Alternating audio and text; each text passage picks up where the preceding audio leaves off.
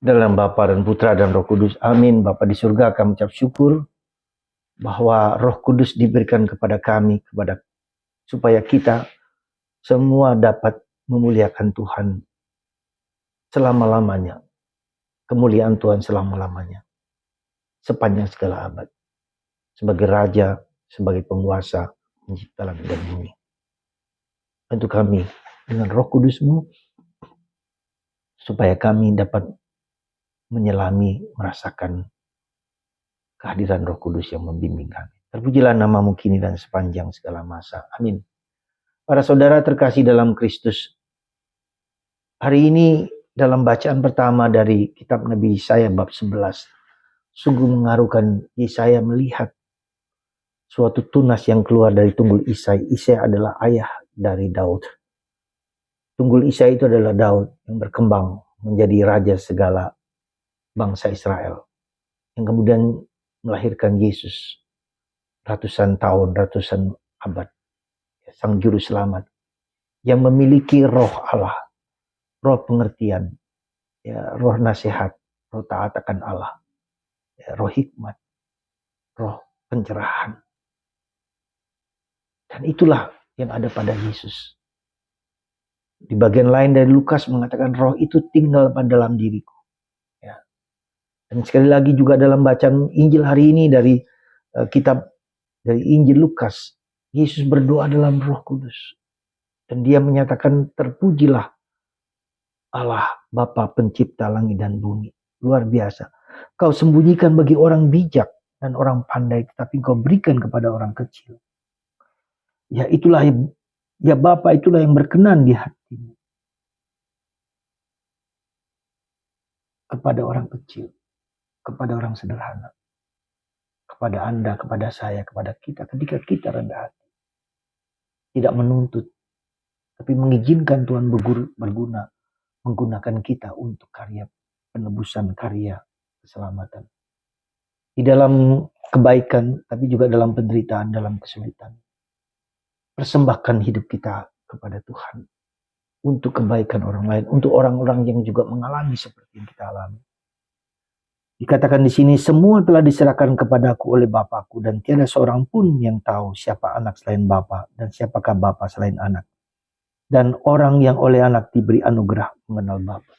Luar biasa doa Yesus. Kalau kita rendah hati, maka kita dipakai Tuhan untuk mengenal dirinya dan mengenal Bapa. Jadi karunia itu karunia, anugerah yang Tuhan berikan kepada kita ketika kita dipakai Tuhan untuk mewartakan karya gembira.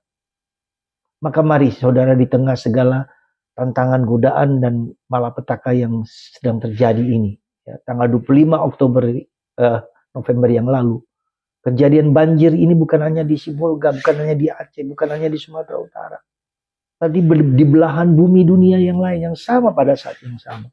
Di Mesir, di Libanon, di Israel, di Italia, di Prancis, di Filipina, di Thailand, dan banyak negara lain pada saat yang sama. Tanda-tanda zaman apa ini?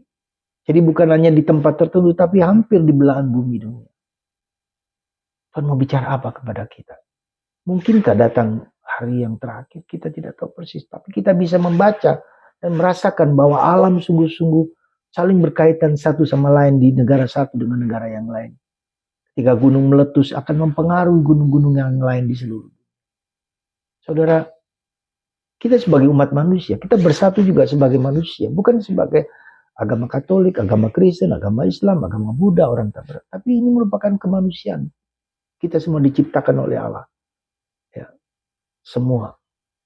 Maka mari saudaraku, kita bersatu dalam doa, karena doa itu akan mengatasi waktu, ruang, dan tempat kepada siapapun di dunia ini. Mari kita bersatu sebagai umat Allah. Kita dukung paus yang sekarang ada di Libanon, yang telah mengunjungi Turki. Ada agama Islam, ada agama Kristen, ada Ortodok di sana. Di Libanon juga. Agama-agama Maronit yang bersatu dengan gereja Katolik. Ya, semua bersatu. Untuk menciptakan perdamaian, untuk menciptakan kebersatuan. Tidak ada musuh lagi antara kucing dan anjing, antara binatang kerbau dan singa, saling berkaitan, berdamai satu sama lain.